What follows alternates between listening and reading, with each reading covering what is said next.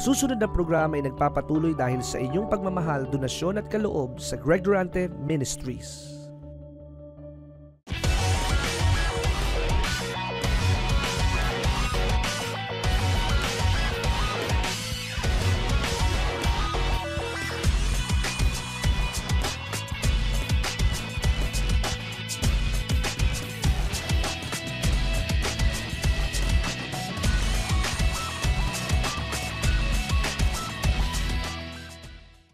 So, open your Bibles to Mark chapter 16 at samahan niyo po ako sa aking opening text ngayong pong hapong ito, and I'll be bringing the gospel to you, Mark 16.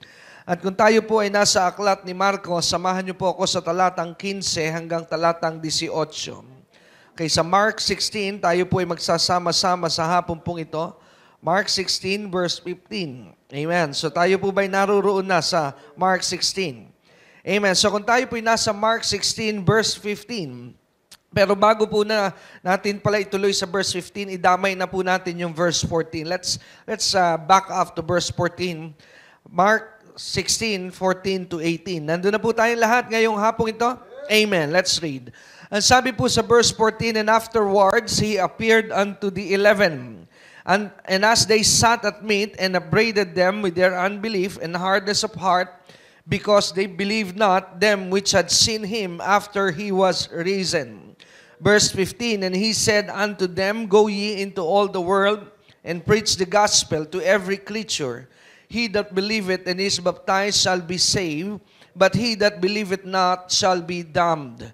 And this sign shall follow them that believe, that in my name shall they cast out devils, they shall speak with new tongues, and they shall take up serpents, and if they drink any deadly thing, it shall not hurt them.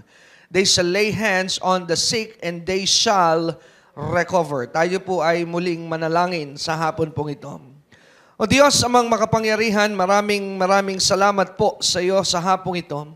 Salamat po dahil may ipangako ka sa iyong mga salita that when there are 2 or 3 that is gathered in your name, you are in the midst of us. Panginoon, higit po kami sa 2, higit po kami sa 3 na dumadalangin sa hapon pong ito.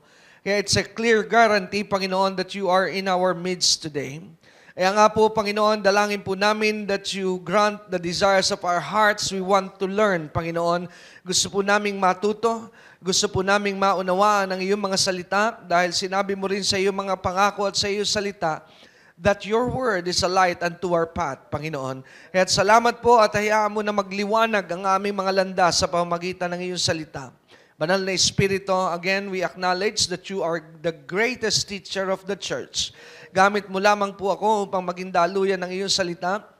Kaya ngayon pong hapong ito, we are allowing you to freely demonstrate your power, Lord, in the midst of your people, Panginoon.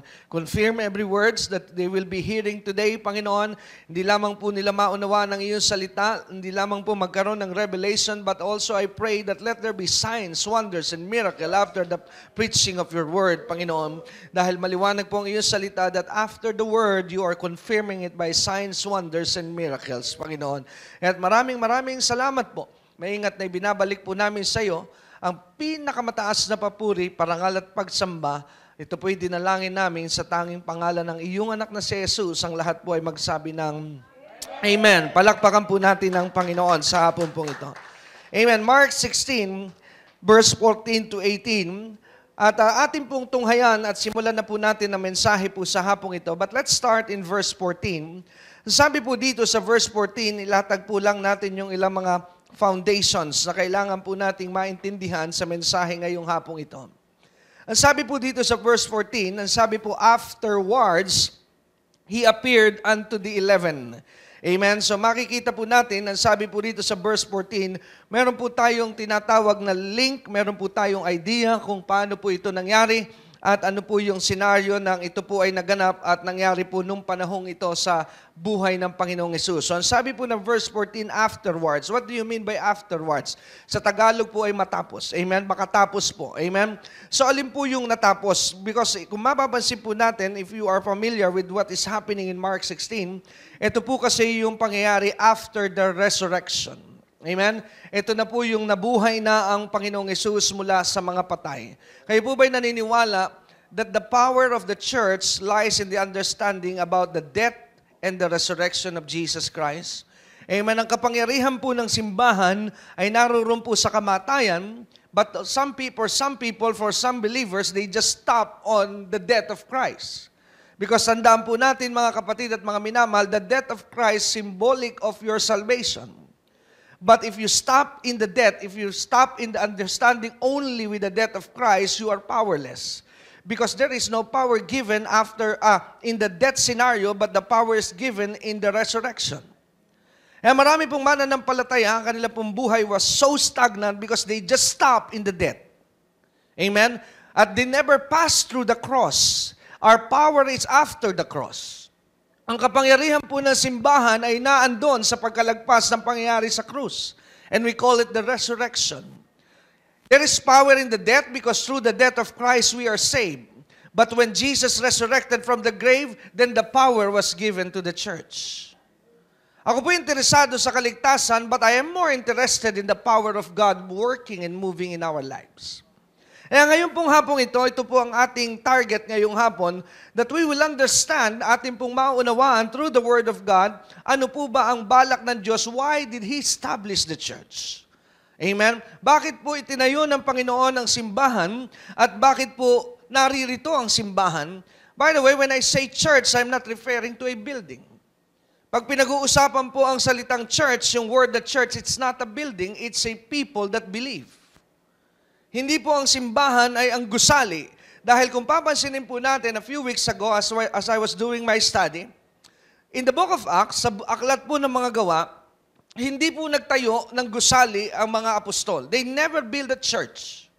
They never built hindi po sila nagtayo ng mga tinatawag na mga lugar na pinagdarausan. They worship God in different places when they are felt led by the Holy Spirit to worship. Amen? Kaya makikita po natin na sa ating pong modernong panahon, praise God dahil may mga lugar na kagaya nito na tayo po'y nakakapagtipon, but it doesn't limit us to worship God anywhere. Amen? Kung saan po mayroon tayong unction from the Holy Spirit to worship, we will worship the Lord. Amen? Hindi po nakakulong ang presensya ng Diyos sa isang lugar lamang na kagaya nito. Even in your house, you can worship God. Even in your offices, you can worship the Lord. Anywhere you are a child of God, you can worship the Lord. Kaya ngayon pong hapong ito, tingnan po natin ito. Sabi po sa Mark 16, and afterwards, He appeared unto the 11. So nagpakita po ang Panginoong Jesucristo sa 11. Well, the reason why it is only 11, because by this time, Judas was one of the 12 disciples of Jesus, but by this time, patay na po si Judas. Amen? At ang sabi po, so Jesus appeared unto the 11. But watch this, ang sabi po sa verse 14. When Jesus appeared to the 11, to the group, ang sabi po, tingnan natin po, just pay attention in verse 14 and watch this. And as they sat at meat, ano pong ginagawa ng 11 nung nagpakita ang Panginoon? They were eating. Amen? And upbraided them with their unbelief and hardness of heart, because they believed not them which had seen Him after He was risen. Watch this. Ano po ang katayuan at kalagayan ng 11 nung dinatnan po ng Panginoong Yesus? Are they in a position where they are believing what is happening? O sabi po ng Biblia, they do not believe. Amen? Hindi po sila makapaniwala doon sa kanila po ngayong nakikita. They could not believe that Jesus is alive. Hello? Kaya habang tinitingnan ko po ito, watch where I'm coming from, kung yung 11 that walk with Jesus in the flesh and saw Jesus coming back to life in the flesh, nakita nila ang Panginoon ng buong buo. Literal. Hindi pa makapaniwala, how about more na tayo na hindi natin nakikita si Jesus? Hello? Tingnan mo nga ang iyong katabi. Abahim, meron pala tayong excuse. Kasi yung mga nakakita mismo kay Jesus, ay naandun pa rin sa pag-aalinlangan, di lalo ka na. Sabihin mo sa iyong katabi, lalo ka na, no? Hello? Because we didn't have a chance to see Jesus in the natural world. Pero yung mga taong ito na nakita mismo ang Panginoong Jesucristo, but still, they are in unbelief. Amen? Kaya ang sabi po rito, Jesus went to them and upbraided them. Why? Because their condition now is in unbelief. Amen. Sila po ay naroroon pa rin sa tinatawag na pag-aalinlangan.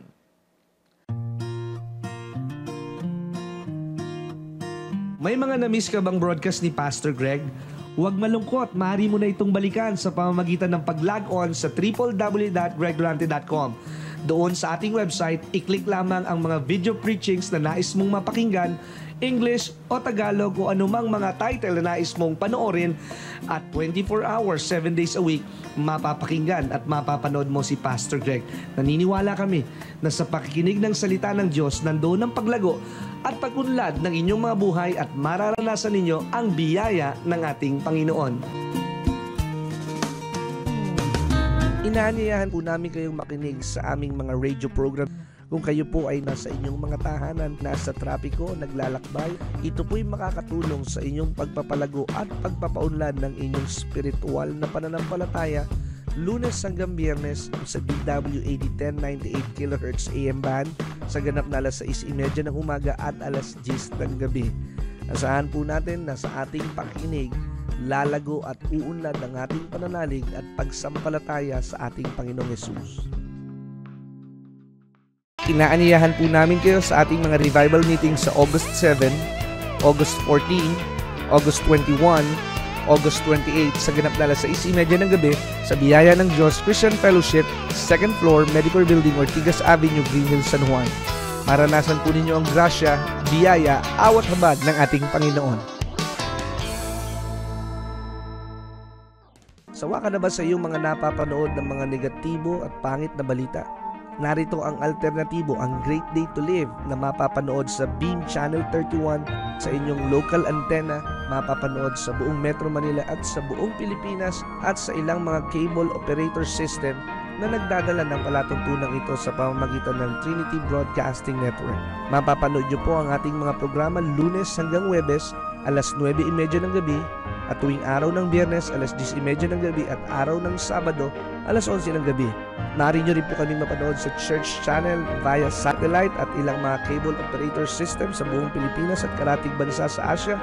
Lunes hanggang Sabado, sa ganap na alas 12 ng hating gabi, alas 6 ng umaga, alas 12 ng tanghali at alas 6 ng gabi. Ating ipapahayag na si Jesus lamang ang tanging daan tungo sa buhay na walang hanggan at ang aming dala ay laging mabuting balita.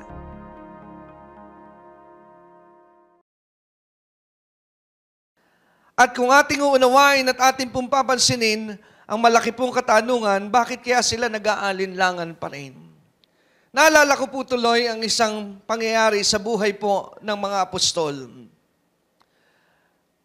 Ginawa ko po ito ng parang diagram so that it will help me understand the difference between ang tinatawag po na middle ground is the resurrection and the upper room experience.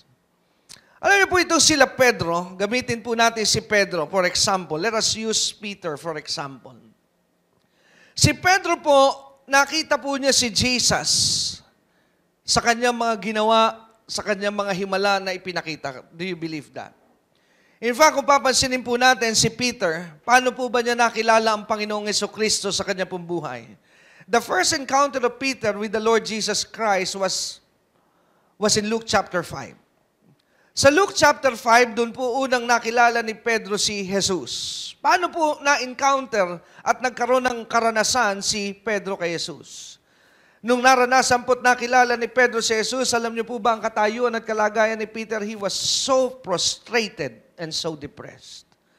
Dahil siya po ay mangingisda, siya po isang negosyante at nung araw na yon, sabi ng Biblia, magdamag siya ng isda, ngunit wala po siyang nahuli. Sabihin po natin na ikaw po ay matagal na nagnenegosyo pero alam mo yung kalagayan na parang napakatagal mo in the business pero hindi ka nakakabenta. What would be your emotion pagka ganun po ang kalagayan? Napakatumal. Amen. Tagal mo na nag-aahente puro tripping pero walang bumibili. Kung ikaw po ay nagtitinda, ang dami mo ng panahon na inuubos pero walang bumibili doon sa iyong paninda. Yun po ay nararamdaman ni Pedro, so he was so frustrated. But one day, dumating po si Jesus doon sa lugar na yon, na kung saan naroon si Peter. And Jesus started to preach and to teach the people with the good news. Nandun po si Pedro, but Peter had no idea that the one speaking now is Jesus. Hindi po niya kilala si Jesus. Just think about that. He doesn't know that this is Jesus, the Son of God. Amen? Naandun po si Pedro dahil malapit po yun sa Pampang, sa baybay dagat. Jesus was now preaching and then Jesus saw the boat. Nakita po niya yung bangka. Nino, na nakaparada, but it was owned by Peter. Sabi po ni Jesus kay Pedro, "Can I borrow your boat?" Hiniram po ngayon ni Jesus yung bangka, hindi para sakyan, kundi para tuntungan. Hello? Dahil by that time, napakarami na po ng tao na tinuturuan ni Jesus, and one of a good position as a speaker, nakatutulong po pag ikaw po ay nasa taas. Amen? Ikaw po ay nandun na sa maraming tao, iba po ang dating pag nagtuturo ka na mas mataas ka sa level ng iyong mga tinuturuan. Amen? So, hiniram po ni Jesus yung bangka ni Pedro at ginamit po niya. Sabihin po natin para mas madali natin maintindihan, he just use it as a stage. Ginamit niya po ito na parang stage para po maging platform habang siya'y nagtuturo. And Peter was there habang nagtuturo si Jesus, pero hindi po si Pedro sumali doon sa tinuturuan. Dahil ang sabi po ng Biblia, while Jesus was preaching, anong ginagawa ni Pedro? Sabi ng Luke chapter 5, Peter was washing the net. Tuloy po ang kanyang paggawa. Hinuhugasan na niya ang kanyang lambat. At ang mga mangingisda na naguhugas na po ng lambat, isa lamang po ang ibig sabihin, they are done fishing. Amen? At matapos po na makapangaral ang Panginoong Jesucristo, ito na po ang napakagandang pangyayari. Binalikan po niya si Pedro at sabi niya, "Can we go now to the sea and let us catch some fish?" Habang tinitingnan ko po rin yung istorya ngayon sa Luke chapter 5, pakinabangan na rin po natin. Alam niyo po, ang isang natuklasan ko rin sa Panginoon, pag ipinagamit mo ang iyong mahahalagang bagay sa iyo, marunong po ang Diyos magbayad. Paggamit mo ang iyong buhay, pagpapalain ka ng Diyos. Paggamit mo sa Diyos ang iyong bahay, pagpapalain ka. Anumang bagay ang pinagagamit mo sa Diyos, ang Diyos po'y marunong magbayad. Sabi mo sa iyong katabi, marunong magbayad ang Diyos. Ang tao lang ang hindi marunong magbayad. Tingnan mo sa mata, sabi mo, ang tao lang. Pero salamat at ang Diyos marunong magbayad. Amen? Pag pinagamit mo po ang buhay mo sa Panginoon, God will see to it, amen, that He knows how to pay you back in return.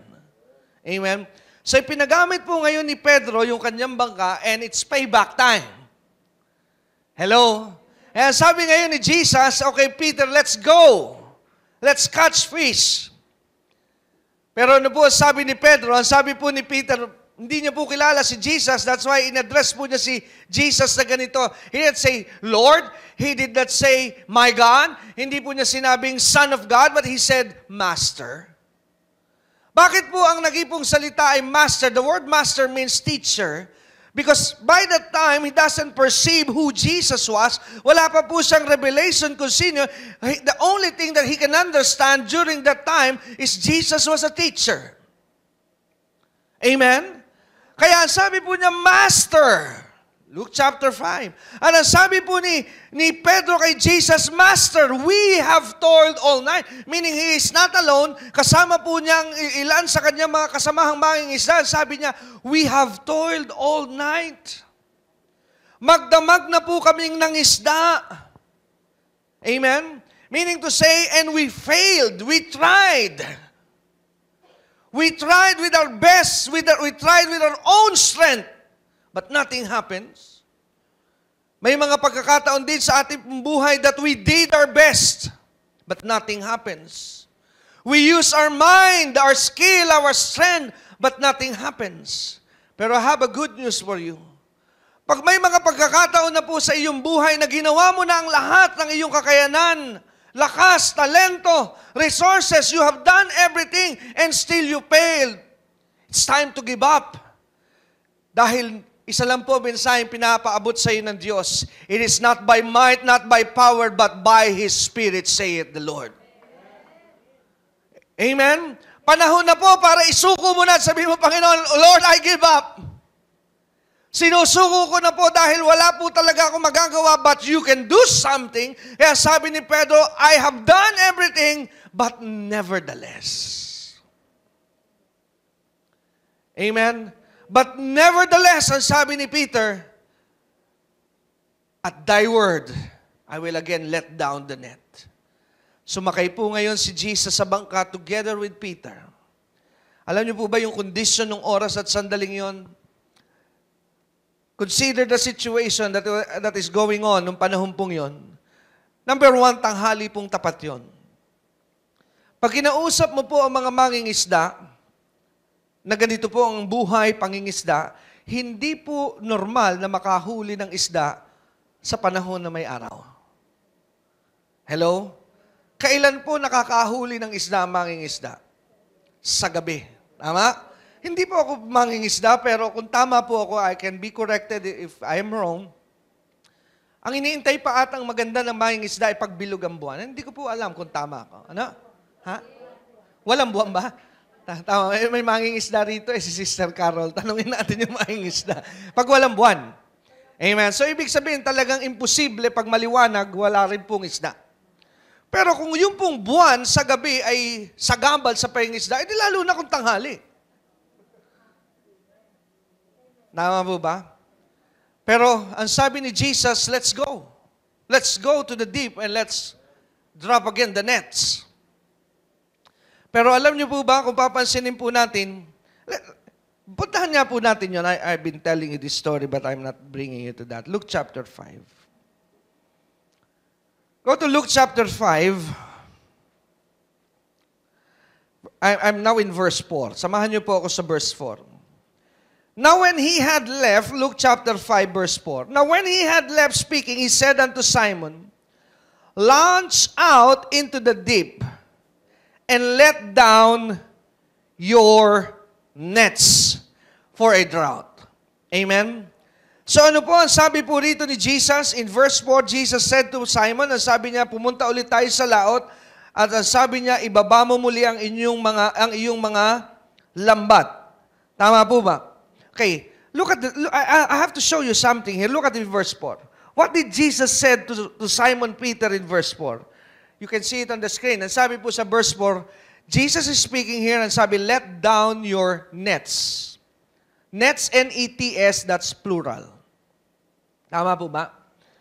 May S, meaning plural. So, ang sabi ni Jesus, dalhin mo na ang lahat ng iyong lambat. Amen? But watch this. Look at the response of Peter. Verse 5. And Simon answering and said unto him, Master, we have toiled all night and have taken nothing. Nevertheless, at thy word, I will let down the net. Sigurista si Peter. Ano lang ang kanyang dadalhin? Sabi ni Jesus, bring your nets. Ano sabi ni Pedro? Okay, I'll bring a net. Hello? What did Jesus said? Bring your nets, Peter. Why? Because Jesus is looking at an overflow. Pero pansinin niyo po ang isang taong in doubt. Ano po ang sabi ni Pedro? Okay, I'll bring the net. Amen? Did you see that? Amen? Bakit? Because by this time, he still cannot trust Jesus here. Kaya sabi niya, okay, I'll try, but I'm not trusting you on this one. Hello? Amen? Pero ang sabi po sa kanya ni Jesus, Peter, you have to bring all your nets. Pero ano sabi ni Pedro? Okay, I'll bring my net. Just one. Amen? Bakit po hindi nag-step si Peter doon sa sinasabi ni Jesus? Because he considered the circumstances around. You know, when you act in faith, you don't consider the circumstances. When you act in faith, the only thing that you consider is the Word of God. Hello? Pag ikaw po ay lalakad sa pananalig, hindi mo po bibigyan ng pansin ang mga pangyayari sa iyong paligid. Ang iyo lamang pong bibigyan ng tuon at ng pansin ay ang salita ng Diyos. Glory to God. Amen? Kaya ano po yung nangyari dito? Dahil ang sabi ni Jesus, bring your nets, Peter. Pero ano po ang ginawa ni Peter? He just brought one net. At nung sila po'y pumalaot, at nung nandun na sila sa kalagitnaan, ano po ang sabi ngayon doon sa kasunod na pangyayari? Sabi sa verse 6, and when they had done this, they enclosed a great multitude of pieces, and their net break. Nasira po yung lambat. Dahil, bakit? Dahil sa dami ng isda na nahuli ni Pedro. Watch this. Sa tingin nyo kayo masisiraan ng lambat si Pedro kung nagdala siya ng maraming lambat?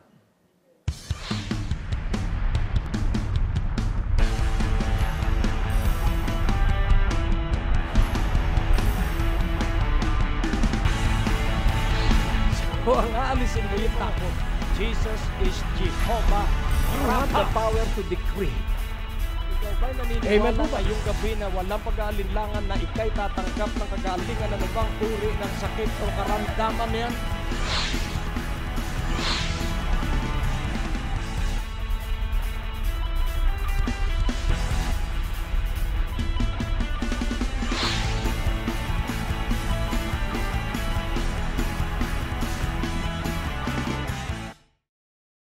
Inaanyayahan po namin kayo sa ating mga revival meetings sa August 7, August 14, August 21, August 28 sa ganap na alas 6:30 ng gabi sa Biyaya ng Diyos Christian Fellowship, 2nd floor, Medicor Building, Ortigas Avenue, Green Hills, San Juan.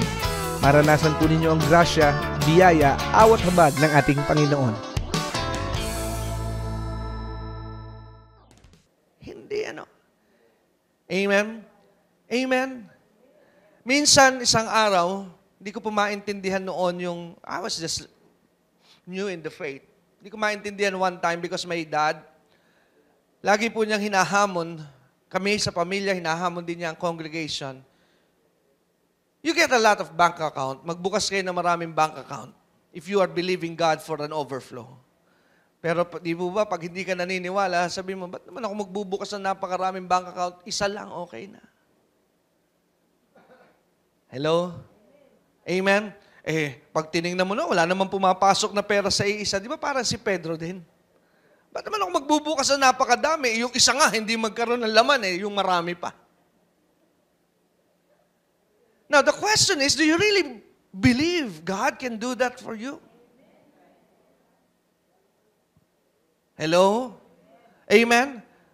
Naniniwala ka ba na kaya kang pagpalain ng Diyos and one bank would not be enough? Hello? Hello?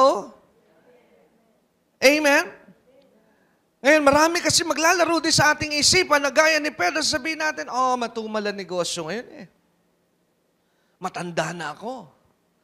Amen? Have you ever imagined na ganun din siguro marahil similar ang iniisip ni Pedro na bakit magdadala ng maraming lambat? Tanghalin tapat. Amen? Sayang lang ang effort. Sayang ang pagod. Wala rin naman mangyayari. At least, kung walang mangyari, hindi mahirap ang labahan. Isa lang. Hello? Amen? Dahil madalas mo sa ating buhay, we think more of ourselves than we think what God can do on our lives. Hello? Kaya, pansinin po natin, nung naroon na sila Pedro, sa galagitnaan ng lawa, nasira ngayon yung lambat. At ang sabi pa rito, verse 7, kinailangan pa ni Pedro magtawag ng katulong sa ibang bangka. Because his boat is almost sinking. Glory to God. At nung makita po ito ni Pedro sa kanyang buhay, look at watch verse 8. Ang sabi po ng verse 8, Luke chapter 5, when Simon Peter saw it, he fell down at Jesus' knees, saying, "Depart from me, for I am a sinful man." Watch verse 8. Nagbago na yung statement. Kanina ang sabi niya, Master. But when he saw the miracle, ano sabi niya ngayon? Lord. Now that's where we are going to today.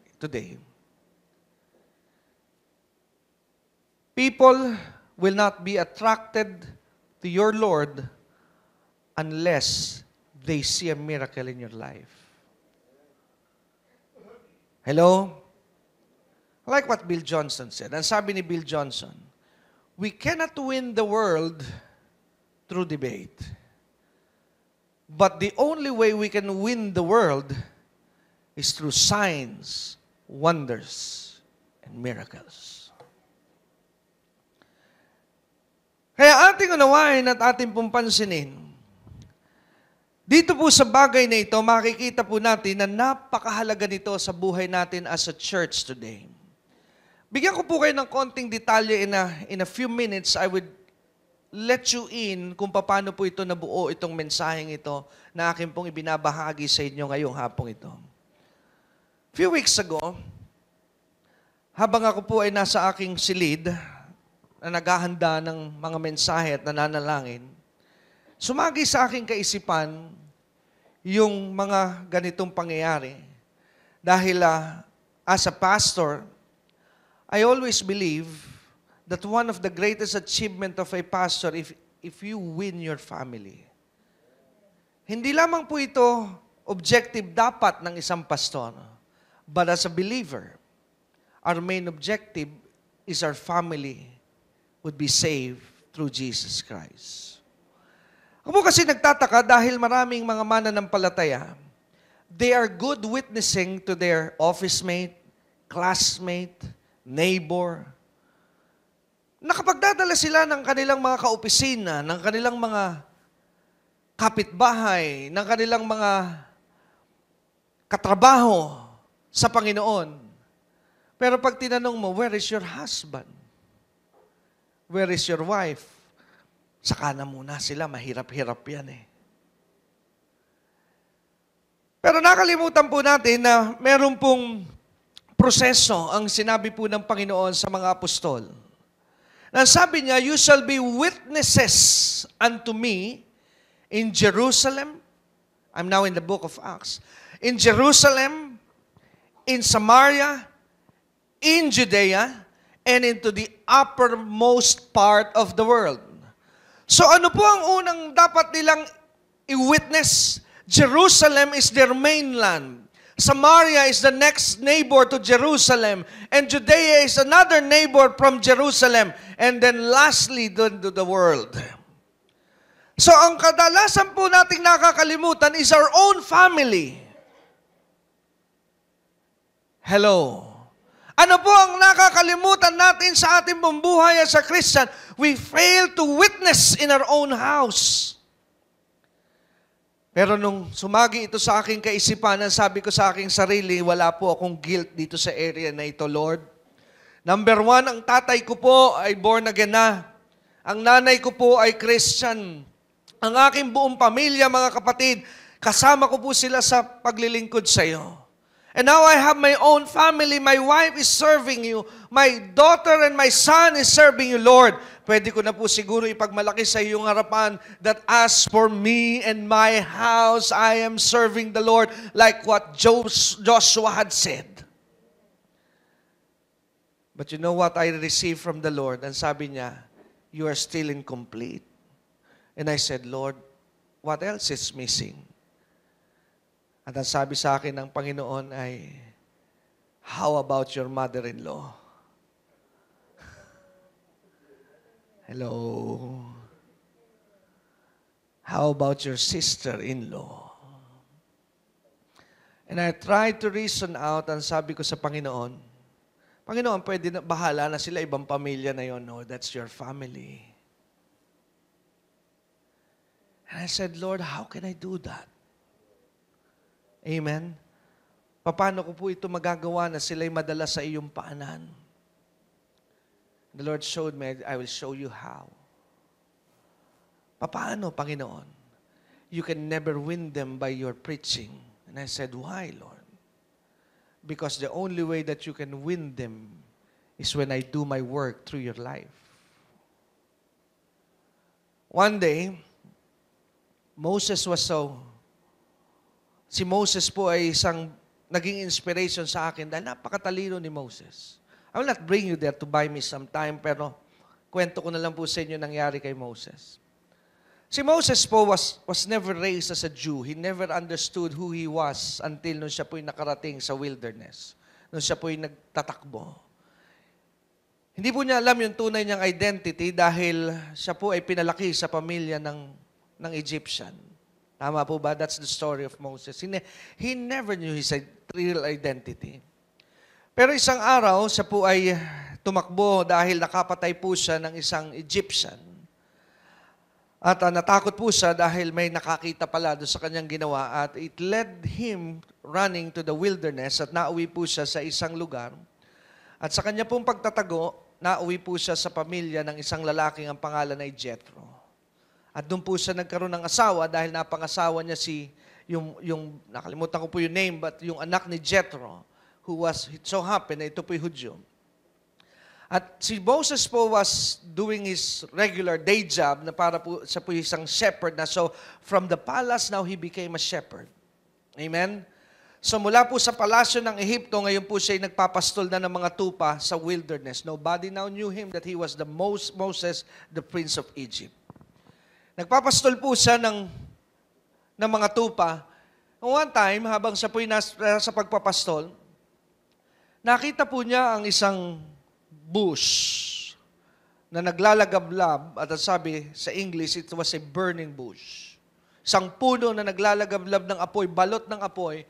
But it caught his attention nung makita po ni Moses dahil bago po sa kanyang paningin, dahil yung puno na kanyang tinitingnan, malakas na malakas yung apoy, pero what makes him curious about the tree is hindi po siya nauupos. Amen? Kaya si Moses po ay lumapit dahil nakita po niya yung kakaibang bagay na nangyayari doon sa puno. But as he draws near the tree, all of a sudden he heard the voice at sabi Moses calling his name. Di po ba yun yung istorya? Tinawag ang kanyang pangalan.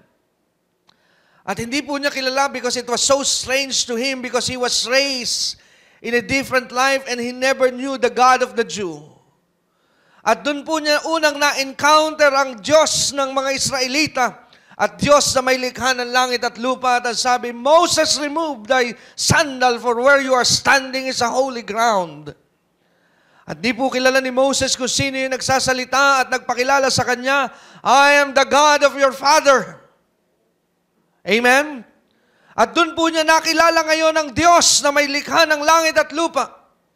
At doon po ngayon sinabi ng Diyos kay Moses ang kanyang plano para kay Moses at hindi lamang para kay Moses, He has a plan for His people.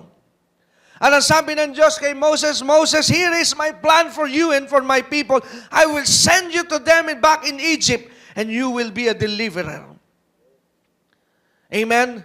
Pero pansinin niyo po yung pangyayari.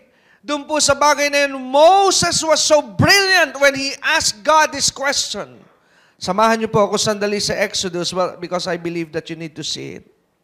Samahan niyo po ako sandali sa Exodus chapter 3. Ang sabi po sa Exodus chapter 3, verse 11, ito na po yung tagpo na nag-uusap sila ng Diyos. Look at verse 11, Exodus chapter 3. And Moses said unto God, Who am I that I should go unto Pharaoh, and that I should bring forth the children of Israel out of Egypt? Ang unang tanong ni Moses, ang sabi niya, sino naman po ako na pupuntahan ng isang paraon at palalayain ko ang bayan ng Israel sa Ehipto? Verse 12, and he said, Certainly, I will be with you, and this shall be a token unto you that I have sent you. When thou hast brought forth the people out of Egypt, you shall serve God unto this mountain. So pansinin po natin yung pangyayaring ito sa verse 11, Moses was asking God, Lord, paano ko magagawa itong bagay na ito? At paano din maniniwala na ako talaga'y nakatagpo mo? That's basically what is happening here. Dahil sino nga naman na maniniwala kay Moses kung siya ay babalik doon at sasabihin niya sa paraon na nakausap ko ang Diyos ng mga Diyos at ang hari ng mga hari? Nobody will believe in him. Kaya Moses asked a valid question unto the Lord, how will they believe na nakatagpo mo nga ako talaga at nakausap mo ako? Ano po ang sabi ng Diyos? Ang sabi ng Panginoon, I will give you a token. Verse 13, let's continue. And Moses said unto God, behold, when I come unto the children of Israel, follow me in verse 13. The God of your fathers hath sent me unto you, and they shall say to me, what is his name, and what shall I say unto you? And God said unto Moses, I am that I am. And he said, thus shalt thou say unto the children of Israel, I am he that sent me unto you. And God said moreover unto Moses, thou shalt say unto them, the children of Israel, the Lord your God, the God of Abraham, the God of Isaac, the God of Jacob, that sent unto you, this is my name forever. Now, let's drop down to verse 20. Samahan niyo po ako sa verse 20. Let's skip the other verses, pero diretso na po tayo sa talatang 20. And I will stretch out my hand and smite Egypt with all my wonders, which I will do in the midst thereof, and after that he will let you go. And I will give this people favor in the sight of the Egyptian. It shall come to pass that when you go, you shall not go empty. And every woman shall borrow of her neighbor and of her that sojourneth in her house jewels, silver, and jewels of gold, and raiment. And you shall put them upon your son and upon your daughters, and you shall spoil the Egyptians. And then, let's follow through. Samahan niyo po ako sandali. Chapter 4 po tayo. Ito po yung unang part sa chapter 3, nag-uusap sila ng Diyos. Sinasabi ng Diyos yung kanyang balak. And look at verse 1. Here we go. Tingnan niyo po yung verse 1. Ano ang sagot ni Moses? Doon sa narinig niyang pinag-uutos ng Diyos. Moses answered and said, but behold, look at this. This is very wise of Moses. Pansinin niyo po yung verse 1. Chapter 4. Ang sabi ni Moses, but behold, they will not believe me, nor hearken unto my voice. For they will say, the Lord hath not appeared unto you. Ano sabi ni Moses? Maganda yung parang, just paraphrasing, maganda po yung lahat na sinasabi mo, Lord. Nakita, parang ganito po yan, mga kapatid. Nakita ko po totoo, nabasa ko, the Lord is my shepherd, I shall not want. Nabasa ko po totoo, that you are a God that healeth me. That's good, Lord. That's good. So kung ako po ilalabas, sasabihin ko po sa aking mga kababayan, I heard you, I talked with you, I even met you. Pero ano sabi ni Moses sa Diyos? But Lord, they will not believe me. Hello? Now, I will help you understand what is going on with Moses. Dahil kailangan po natin ito rin sa ating pong buhay. Dahil meron po tayong mga mahal sa buhay na gusto natin silang i-witness. And sometimes our approach to them is so different than the pattern of God. Bakit? Di ba pag nilalapitan natin kung minsan ang ating mga mahal sa buhay, how do we approach them? We approach them by the Word of God. Tama? I-share natin sa kanila na dapat sabi ng Biblia, binibigyan mo sila ng talata, binibigyan mo sila ng mga salita ng Diyos. I'm not saying it's wrong, but that is not how God works. Hello? Amen? Kaya ang ending, pagbibigay mo po ng salita, ang ending, hindi pa rin sila naniniwala. Hello? Amen? Kung minsan nga, may mga na-encounter ako, Pastor, nagpaskil na nga po ako ng mga verses sa bahay para mabasa. That's good. But what is the result? Nothing. Ginagawa ko po, Pastor, nilalakas ko na yung mga palabas sa telebisyon. Ang ending po, nasigawan ako, ang ingay daw.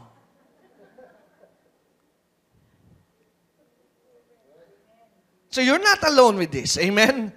Kaya sabi ni Moses, Lord, I can quote every word that you said to me. Pwede ko po sabihin ang lahat. I can describe them, how I met you, and who you are. But God, they will not believe me.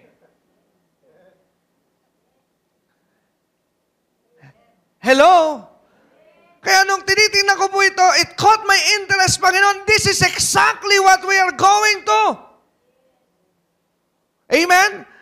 Now, how can we win the world? Pagka dinadala mo po ang salitang ending, kami po'y dinidebate.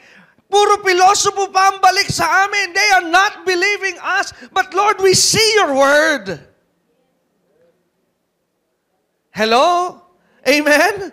Kaya sabi ni Moses, Lord, they will not believe me nor hearken unto my voice, for they will say, the Lord did not appear unto you. Lalo na pag sinabi mo sa asawa mo, alam mo ha, nakita ko kagabi ang Panginoon, kinausap ako. Luko-luko ka na talaga. Kaya huwag ka na simba dyan, may nakikita ka ng iba. But even though you're telling him, totoo naman yung sinasabi, you're not lying. The Lord God of heaven really appeared in your dream. But they still don't believe in you. Hello? Sabi mo sa iyong katabi, parang ako nga yan ha. Hello? Ay iba, nagpa-print pa ng t-shirt. Jesus is... I'm not saying it's wrong. Amen? Don't get me wrong. Amen? Amen? Tinatad na sticker yung kanya sasakyan. Ano mo? Repent! Be born again! Tapos may stoplight. Binit mo yung stoplight. Sayang yung sticker. Hello? Hello? Amen? Totoo po ba itong ating pinag-uusapan? It's real, right? Amen? Totoo po, amen? Tapos sa ulado mo yung mga salita ng Diyos, the Lord is, alam mo, honey, huwag kang mag-aalala. Sabi sa akin ng Lord, He is our shepherd. Ay, asan yung provide? Hello? Amen? Kaya sabi po ni Moses, Lord, what you are saying are good. Ito may palang pinagkaiba doon sa statement na nakikita ko minsan sa mga tindahan. Your credit is good, but we need cash. Hello, well, what you are saying is good, but it's not enough. At alam niyo po ba na ang Diyos po'y humahanga sa mga taong matatalino? Do you know that? Hello? God responds differently with people with wisdom. Let me prove this to you. When God appeared to Solomon in a dream, the God of heaven, nagpakita sa ang Diyos kay Solomon. Paano nag-respond si Solomon? Ang sabi ng Diyos kay Solomon, what do you want me to do to you?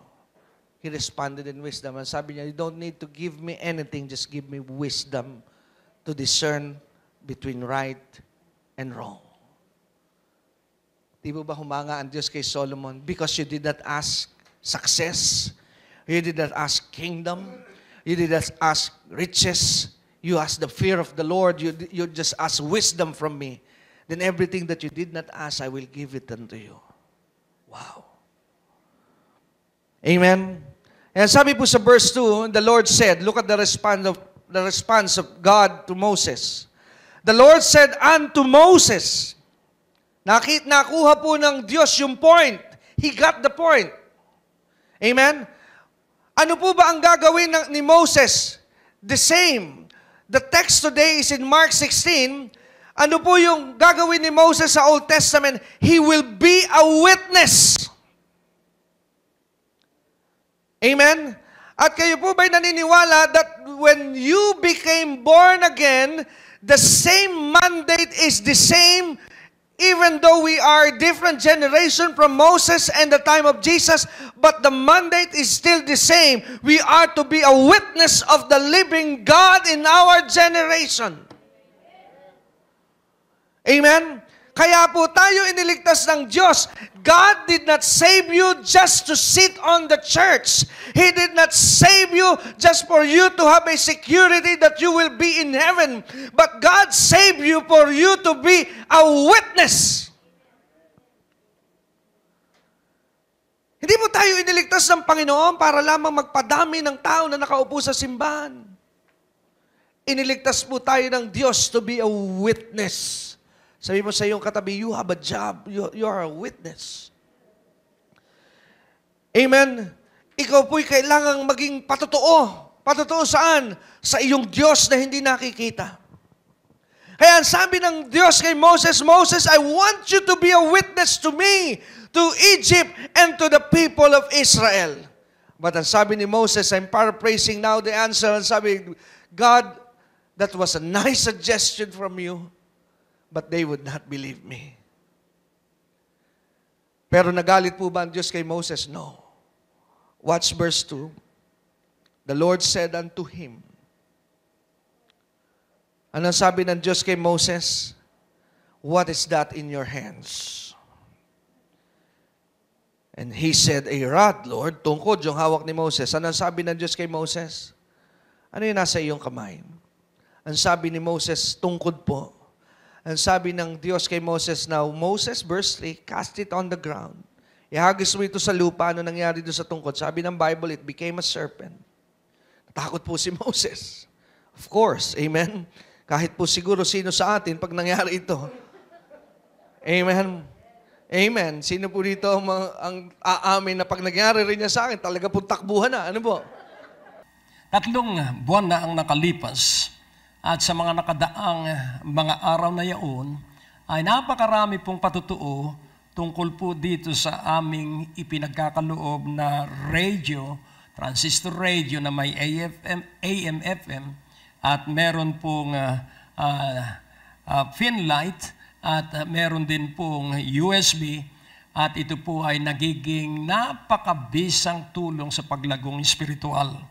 Kung hindi man makasubaybay sa telebisyon o kung malayo sa Metro Manila at hindi mapakinggan ang radio program kahit saan pong panig ng Pilipinas o maging sa ibang bansa, ay magkakaroon kayo ng pagkakataong marinig ang mga mensahe ng Panginoon through this USB. Ito po'y rechargeable at ang pakinabang po rito, kayo po ay uunlad na personal at maapektuhan ang inyong mga mahal sa buhay at maapektuhan ang maraming tao sa pamamagitan ng isang buhay na matatag, matibay dahil binago ng kapangyarihan ng Diyos at ng salita ng Diyos. Kaya ako po'y dadalangin na ang inyong pagkakaloob para magkaroon po nito ang akin pong hamon sa inyo, give 4,200 at ipadadala ko po sa inyo ito.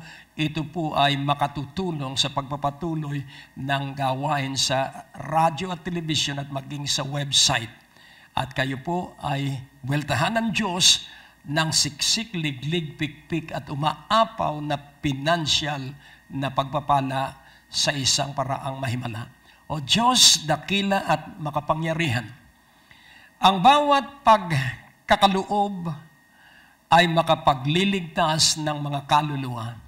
At ang bawat kaluluwang maliligtas ay magiging matibay at matatag at makapamumuhay na magiging palatanda at katibayan ng kaligtasan ng iba pang taong kanilang makakasama. So pagpalain mo po sila at magkaroon sila nitong offer na radio, transistor at itong USB. Mapagpala mo, Panginoon, sa makapangyarihang pangalan ni Jesus ang bawat isa sa pangalan ni Jesus. Amen. Maaari po kayong sumulat sa P.O. Box 4135 Manila, Philippines para po sa inyong mga prayer request at testimonies. At maaari rin po kayo tumawag sa ating telepono bilang 723-8752 sa 726-4110 para sa mga ministry information at ibang mga katanungan. Maaari din po kayo mag-text sa 0919-896-0904, 0915-391-7408 at sa 0922-820-9860. At kung kayo po'y napagpala, hinahamon po namin kayo na magbigay ng donasyon sa gawain ito. Maaari nyo pong ipadala sa Banco de Oro West Green Hills Branch. Account name Greg Durante Ministries. Account number 219-806-7784. Padala nyo lamang po ang mga deposit slips sa pamamagitan ng fax sa 726-4110 o sa ating email address sa bishopgregdurante@gmail.com. Malugod po namin kayong inaanyayahan sa aming Sunday worship service sa ganap na alas 10 ng umaga at alas 5 ng hapon sa Biyaya ng Diyos Christian Fellowship. Sa second floor, Medical Building, Ortigas Avenue, Green Hills, San Juan. At maaari nyo rin pong bisitahin ang ating website sa www.gregdurante.com para sa mga preaching resources at iba pang detalye ng ministeryong ito. And this is not ordinary thing. Amen. Nangyari, paghagis mo naging ahas ano po. Amen. Wala sigurong matapang ngayon dito sasabi, ayos Hello? No, ano po ang ginawa ni Moses? The regular thing that you should do when you see a snake, run! Amen. Takbo po si Moses, layas siya doon sa lugar na yon. But in verse 4, look at this. Sabi ng Diyos kay Moses, Moses, put forth, lalong mas mahirap. Dahil pinabalik ng Diyos si Moses, at sabi, Moses, hawakan mo yung buntot. And that's not wisdom there, amen? You don't grab a snake by the tail. Hello? Amen? Amen? Hindi po tama na hahawakan mo po ang ahas sa buntot. Pag kinausap mo po ang mga matatapang at marurunong sa snake handling, they will tell you that the proper way to handle a snake is you go to the head. Hello? Pero sabi ng Diyos, you grab the tail. That's not wisdom there. Hello? Pero ang isa pong bagay na napakaganda sa Diyos, God sometimes will tell you silly things that your mind cannot comprehend because He wants you to develop trust in Him. Hello? Amen? We need to understand who we are dealing with. Dahil pag hindi po natin naiintindihan ng Diyos, yan yung mga panahon na tayo po'y nagtataka, meron ba talagang biyaya doon? Parang wala naman nangyayari. Hello? But God is not doing it in our way. He's doing it in His way. Amen? Hindi po gumagawa ang Diyos sa ating paraan. It is not our ways, but in His ways, He will do it. And all we need to do is just trust Him. Kaya ako po'y naniniwala that here, Moses is being enrolled, class 101, 101, trust God. Because you cannot save the nation if you cannot trust God through a snake. Hindi mo kayang iligtas ang isang bayan kung sa simpleng kapirasong ahas hindi ka makapagtiwala sa Diyos. Kaya sa kapirasong iyong kailangan na pamasahe, panggasolina, if you cannot trust God with that small things, then you cannot trust God in bigger things. Yung mga maliliit na bagay na dumarating po sa ating buhay na parang pakiramdam natin ay napakahirap because God is developing us to trust in Him because He has in mind bigger things na hindi mo kayang isipin, hindi mo ma-imagine, but God is about to entrust you bigger things. So you need to develop your trust in God. Amen?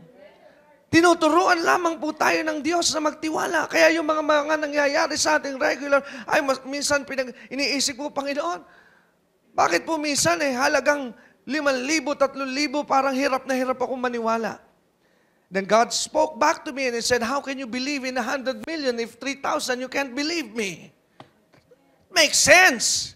How can Moses win the nation of Israel kung sa simpleng ahas, hindi mo mapagtiwalaan ang Diyos? Kaya yung mga problemang iyong pinagdaraanan, God is just enrolling you, class 101, and what is the first class that we need to pass and learn? Trust. Sabi mo sa iyong katabi, diyan tayo hinuhubog ng Diyos, trust. Amen? Tiwala sa Kanya. Hello? Amen? Kaya ano po ang ginawa ni Moses? He grabbed it. He's the snake by the tail. Bumalik po ito. And it became a rod in his hand. Ano po sabi? Watch verse 5. Ang sabi po ng verse 5. Why did God do that? Bakit po ginawa ng Diyos yun kay Moses? What's the purpose? That they may believe that the Lord God of their fathers, the God of Abraham, the God of Isaac, the God of Jacob, had appeared unto you. Watch this now. Bakit po ginawa ng Diyos kay Moses yung through his hands, the rod became a snake. Through his hands, the snake became a rod. What do you call that? That's a miracle. That's not ordinary. Why would God give you the power? Bakit ka bibigyan ng Diyos ng kapangyarihan? Bakit ka bibigyan ng Diyos ng himala? And where is the miracle and the power of God? Where does He wants it to be in your life? Saan niya gusto ito mailagay? The power of God is in your hands. Kaya pansinin niyo po yung pattern. What's the pattern here? Ano po ang sabi ng Panginoon kay Moses? Bakit ako gumagawa ng himala? Through your hands, so that they will believe. Not in you, but they will believe in your God. Now, what's the point? People your husband, your wife, children will never believe in your God unless they see a miracle in your hands. Amen? They will never believe you until they see miracles in your life. Now go back to the New Testament. I'll show you that we are serving the same God, the God of yesterday. He's still the God of today. Balik na po tayo doon sa text and we're almost done. Go back to Mark 16. It's like what God said to Moses in the Old Testament, but this time He's speaking to the disciples. Anong sabi ng verse 15? He said unto them, what did He say? Go ye into all the world. What will you do to the world? Preach the gospel. What do you mean? Tell them that you have found Jesus. Ano sabi ng Diyos kay Moses? Go back to Egypt.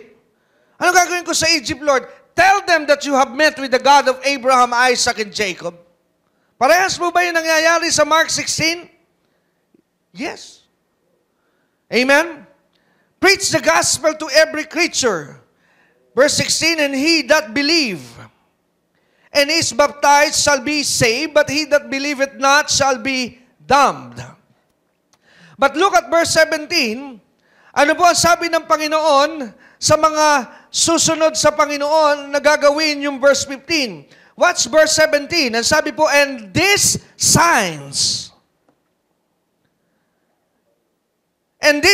shall follow them that believe. So, meron po palang palatandaan na pasusunurin ng Diyos sa mga mananampalataya. Amen? So, what are the signs ng palatandaan na ang isang tao ay tunay na mananampalataya? Not everybody that claims that he is a believer is really a believer because ang sabi ng verse 17, there is a sign.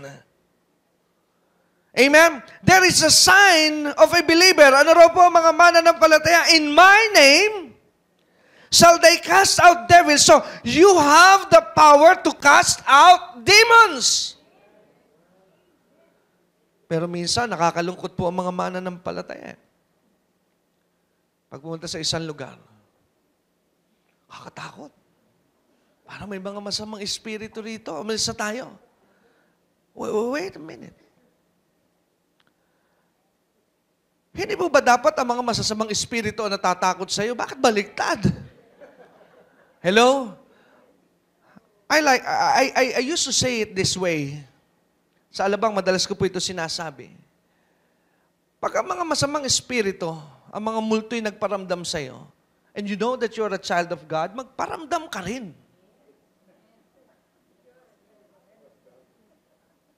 Hello? Because when Jesus came, the demon spirit ran. Hello? Now, here we go. Ang sabi po rito, we have the power to cast out demons. Number 2, they shall speak with new tongues. Number 3, they shall take up serpents, and if they drink any deadly thing, it shall not hurt them. And number 4 or 5, when you lay hands on the sick, ano raw po? Recover.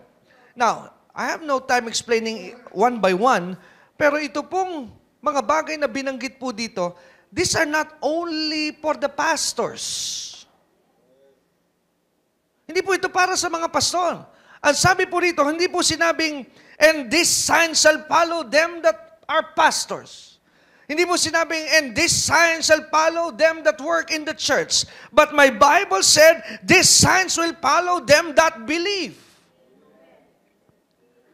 Hello? So it is not only the pastor's job to pray for the sick. It is your job also to pray for the sick. It is not only the pastor's job to rebuke the demons, but it is also your job rebuking the demons. Why? Because these are the powers that are deposited in your life by God Himself. Kung kayo po ay napapagpala sa panonood ng programa ng Great Day to Live sa pangunguna ni Pastor Greg Durante, kailangan po namin ng inyong panalangin at suportang pinansyal para sa pagpapalawig at pagpapatuloy ng programang ito. At hawak ko po ang isang radio transistor mapapakinggan nyo po ang aming mga radio programs sa DWAD 1098 kHz AM band. Kung kayo po ay nasa Greater Manila area at ilang karatig bayan, lungsod at lalawigan dito po sa Luzon. Kaya sa inyo pong ipagkakaloob na 2,000 pesos, padadalhan po namin kayo ng radio transistor at dito po ay mamamonitor nyo po ang ating mga programa, 6:30 ng umaga at alas 10 po ng gabi. At maaari nyo po itong i-share sa inyong mga kaibigan. So sa halagang 2,000 piso, opo, 2,000 pesos, i-mail po namin, isi-shift ang isang radio transistor bilang pasasalamat sa inyong pagtugon ng hamon. At kung kayo naman po ay sobra-sobra ang pagpapalang tinatanggap sa panonood ng palatuntunan ito, sa inyo pong ipagkakaloob na 4,000 pesos, opo, 4,000 piso, sasamahan po namin ito ng USB na kung saan meron pong 50 sermon, 50 sermon messages, preachings, revival messages ni Pastor Greg Durante na pwede nyo pong isaksak sa inyong computer, sa inyong mga sasakyan na mayroong USB portal at makakapakinig ng mabuting balita. Kaya sa inyo pong kaloob, 2,000 pesos, padadalhan po namin kayo ng radio transistor at sa 4,000 pesos, padadala naman po kayo namin ng 50 preachings ni Pastor Greg. At maaari nyo pong ipadala ang inyong makaloob sa atin pong mga detalye ng bangko sa Greg Durante Ministries sa Bangko de Oro, account number 219-800-6784. Mag-text po kayo, tumawag sa aming opisina para sa mga detalye at i-fax po ninyo or i-email ang inyong mga deposit slip. Mula po kay Pastor Greg, kami po ay nagpapasalamat at sama-sama nating dalhin ang Ebanghelyo sa himpapawid. Kayo lamang po ang nakakaintindi at nakakaunawa lahat ng napapagpala ng palatuntunan ito. Magmadali at huwag mag-atubili, ipadala ang pinakamainam na kaloob para sa ating Panginoon. Hello? I'm almost done. Si Pedro, let's go back now to Peter. Si Pedro at yung mga apostol, kasama po nila ang Panginoon. They saw the blind receive back again their sight. They saw the deaf receive again their hearing. Amen? Nakita po nila ang napakaraming himala. Idagdag mo pa, they saw a dead man coming back to life. Ang isang patay ay nabuhay, and Lazarus was one of the example. Napatay na ay nabuhay muli at nakabalik. And they have so many experiences with Jesus. They even saw Jesus walking on the waters. Tama po ba? Kaya itong si Pedro, nung nandun po sa Garden of Gethsemane ang Panginoon, Jesus keep on telling them na malapit na yung kanyang oras, dadakpin siya. Dinakip ngayon si Jesus. Ayun si Pedro, kung alam niyo po yung istorya, di po ba, sabi ni Pedro, over by dead bodies, Lord, di ka po nila madadakip. Pero hindi po alam ni Pedro na kailangan po mangyari yon. Tama po ba? Kaya ang bilis ng kamay ni Pedro, nabunot niya kaagad yung espada ng lalaki. Ang pangalan ay Malchus at natagpas na kaagad ang tenga. Tapang ni Pedro, no? Saan sa tingin niyo nanggagaling yung tapang ni Pedro? Bakit yung mga sundalo mismo inagawan pa niya ng knife, nakatagpas pa siya? Alam niyo kung bakit tumapang ng gano'n si Pedro? Simple lang po ang aking obserbasyon. Kahit po ako'y tatapang. Bakit? Ba ang kasama ko bumubuhay ng patay? Kaya kahit patayin niyo ako ng ilang ulit, bubuhayin kaya ako niyan. Hello? Did you see where that boldness is coming from? Amen. Bakit ganun katapang si Pedro? Bumubuhay ito ng patay, kaya kahit ilang sibat ang tama sa akin, mabubuhay ako. Kala niyo ba? Hello? Amen? Pero Jesus never approved what Peter had done. Rebuke niya si Peter. Pero, nadakip po ang Panginoon, pero 12 po yung apostol, pero only Peter dared to follow Jesus hanggang sa Sanhedrin. Si Peter lang po. Sinundan ni Pedro. And you know the story, I believe. Bakit sumunod si Pedro kay Jesus? Doon sa pagkakadakip. I may be wrong. Maaaring ako po'y mali, but this is just my opinion. Paniwala ko kaya sumunod si Pedro doon ay ganito. Because of his nature, si Pedro po kasi gusto laging bida. Ang iniintay ni Pedro ay ang himala ulit. Dahil nakatali si Jesus, iniintay niyang merong matinding mangyari na magagapos matutumba yung mga dumakip. Lalabas yung si Pedro, marahil sasabihin, asan na yung mga kalaban natin, Panginoon? Sabi ko na huwag niyong dadakpin ito. Pero ganito po ang nangyari kay Pedro. Tinitingnan po niya si Jesus, sinasampal, binababoy. Sabi nung taong nakatingin sa kanya, di ba kasama kanya? Pero nakikita niya, wala pong nangyayari kay Jesus panghimala. Kaya sabi niya, hindi. Hello? Sabi niya, baka naman hindi pa, mayroon pang iniintay. Lumipat siya ng pwesto. Ganun pa rin. Sabi nung katabi niya, parang familiar ka, kasama ka nila. Hindi. Di ko nga kilala yan eh. I like it to put it this way. Hindi ko po alam kung may kakilala kayong ganito eh. May mga tao sa church na pumunta sa simbahan, on fire. Dahil at first, ang daming himala nangyayari. You know, if you're a baby Christian, miracles are always, when you just pray a simple prayer, nangyayari yung prayer. Tama po ba? That's my experience. Di ko po alam sa inyo. Pero pag tumatagal ka na sa Panginoon, parang ayaw nang sumagot ng Diyos. Kaya ganito minsan attitude na, di ba umaattend ka sa biyaya ng Diyos, hindi pa dumadating yung iniintay. Alam mo, paminsan-minsan lang. Hello? Pray ulit. Sige, maniniwala pa rin ako. Siguro, lumipas ang 6 na buwan, wala pa rin yung sagot sa kanyang iniintay. Di ba na-attend ka dyan sa biyaya ng Diyos? Alam mo, naimbitahan lang naman ako dyan. Di naman ako talaga committed dyan sa church na yan. Hello? Amen? Pagbibigyan ko pa. Isang set pa ng revival. Baka yung ikatlong wave na yun, baka doon na. Wala pa rin nangyari sa kanyang iniintay. Liga na, attend tayo. Di ba doon ka umaattend? Nabaltaan ko, umaattend ka doon. Alam mo, dati yun, pero hindi naman ako talaga doon na nagsisimba. Now you are getting farther and farther. Why? Because you're not seeing something in your life. That's Peter. Sabi mo nga sa iyong katabi, ganyan ka rin ba? Palagi ko hindi. Nandito ka. Amen? Palayo na si Pedro. Ano po? Amen? At nung makita po ni Pedro that nothing is going right, sinamahan na po niya yung 10. Birds with the same feather, they flock together. Nagsara na po sila ng pinto. Okay, it's done. Takot na takot po sila nasa silid. Pero, there's a turnaround in the book of Acts. Pansinin niyo po itong mabuti, iiwan ko po ito sa inyo. Sa book of Acts, nag-iba po ang Pedrong matatakutin. At hindi lamang si Peter, I'm just using Peter as an example. Pero sa book of Acts, pagkatapos po ng Acts chapter 2, Peter and the rest of the apostle was so different. They were so bold. They were so on fire. Amen? Napakatapag na po nila at maalam sa Panginoon. What was the difference? What was the difference? Because the difference is this. Nung una po kasi, they are just with Jesus. They are just with Jesus. Kasama po nila si Jesus lamang nung una. Pero in the book of Acts, Jesus is no longer with them. Watch this. But Jesus was now in them.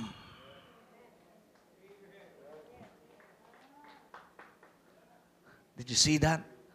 Ano po ang kaibahan ng una? Jesus is just with them. Kaya maraming mananampalataya ay kinakapos because they just think that Jesus is with them. Pero nais ko po ipaabot sa inyo ngayong hapong ito that Jesus is not just with you. He is in you. And because Jesus is in your life, there is so much power that is in your life because the Jesus of the Bible is not just with you. He is in your life. So every time you raise your hands, every time you extend your hands, Jesus, the healer, is working in your life because you are the extension of heaven here on earth. Nasa iyo po si Jesus. Amen? Kaya nga po ang ating pong buhay, we will be convincing the world not because of our words only, but when we demonstrate the power of God to the world will believe that our God is really alive. Amen? Paano po natin makukumbinsi? The cults know how to handle the Bible. The cults know how to recite the verses. But there is one thing that the cults never know how to do, and that is how to demonstrate the power and the work of God. At ang meron lamang pong kakayanan na makapag-demonstrate nito is no other than the true and genuine child of God. At sino po ang tunay na mga anak ng Diyos? Those that believe that their salvation is not based on church and by works, because we believe that our salvation is based on grace through faith. Kaya nga po, yan po ang susi. If we want to convince our family, hingin po natin sa Panginoon that signs and wonders will happen to our lives. Amen? Tayo pong lahat ay tumayo. Hallelujah. Kayo po ba'y naniniwala that you have the power? Do you really believe that? Amen. Do you really believe that? Last Wednesday when I was in our church in Binyan, I almost preached the same line like what I'm preaching here tonight.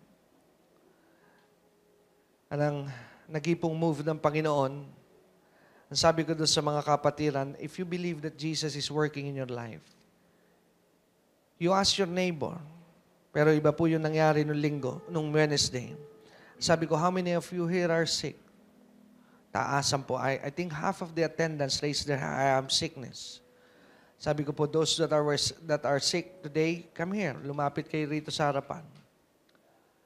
At sabi ko, yung po bang lahat na nakaupo, walang nararamdaman? They said yes. Now, yung walang nararamdaman, you come in front, pray for these people that are sick. Parang nagulat sila. Akala po siguro nila, I will be praying. No, you have the power. You have the power. Amen? Kaya ngayon pong hapong ito, in a few minutes, we'll exercise that. Hindi na po, masyado po kayo marami para pupunuin pa natin ito and we will take a lot of time. Tingnan mo na lang po yung iyong katabi. Ask him, ask her, may sakit ka ba? Do you need anything to pray for? Meron ka bang gustong ipanalangin ngayong hapong ito? Amen? And if you believe what you hear today, exercise your authority. Pray with boldness. Rebuke the sickness. Sige po, tanungin mo ang iyong katabi. Amen. You have the power. Nasa iyo po ang kapangyarihan. Amen. If you believe with boldness, rebuke it. Amen. Hallelujah. Hallelujah. Hallelujah. Glory to God. Glory to God. Sige po, start praying for your brothers. The church is alive. Hallelujah. Hallelujah. We're the extension of heaven here on earth. Stop playing religion. Stop playing religion. Religion has no power. Only your relationship with Jesus can demonstrate the power in your life. Hallelujah. Glory to God. Glory to God. Glory to God. Yes. Yes. Hallelujah. Speak it. Speak it, church. Come on. Rebuke.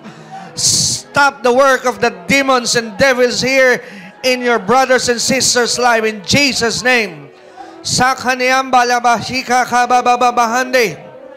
Jesus' name, in Jesus' name, in Jesus' name.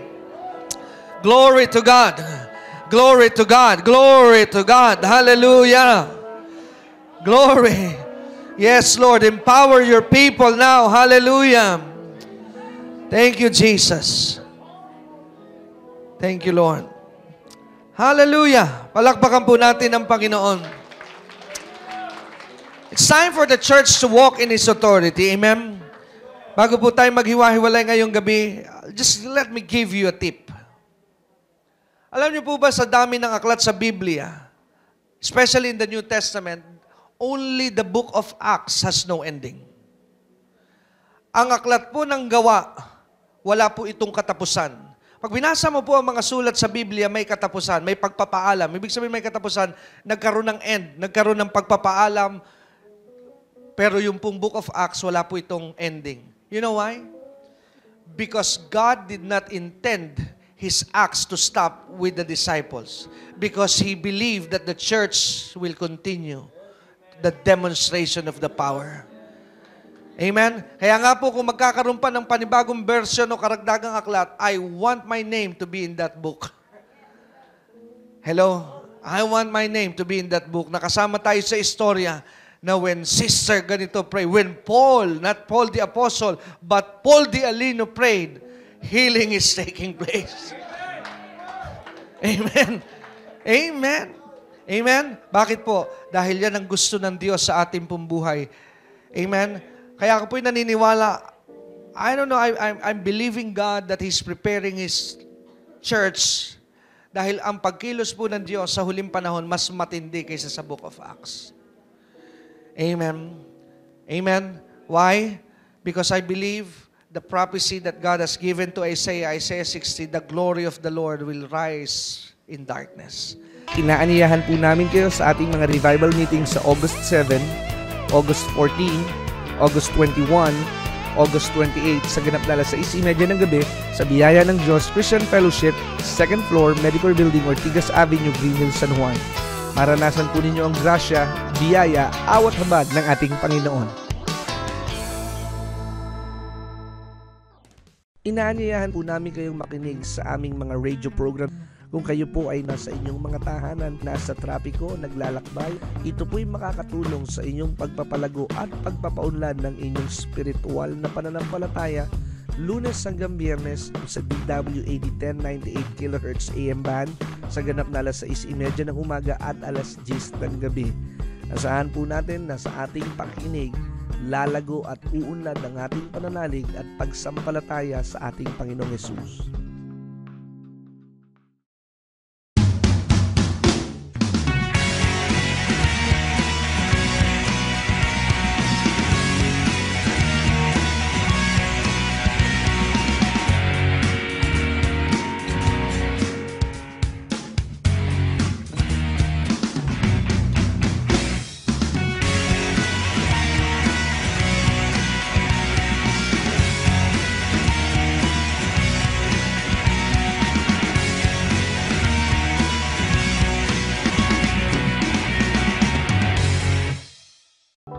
Natapos na palatuntunan ay nagpapatuloy dahil sa inyong pagmamahal, kaloob at donasyon sa Greg Durante Ministries. Para po sa pagpapatuloy ng programang ito, kailangan po namin ng inyong panalangin at pinansyal na suporta. Sa bawat kaloob ng inyong ipapadala, anuman ang halaga, bibigyan po namin kayo ng anointing oil bilang pasasalamat sa inyong pagtulong at pagsuporta sa Greg Durante Ministries.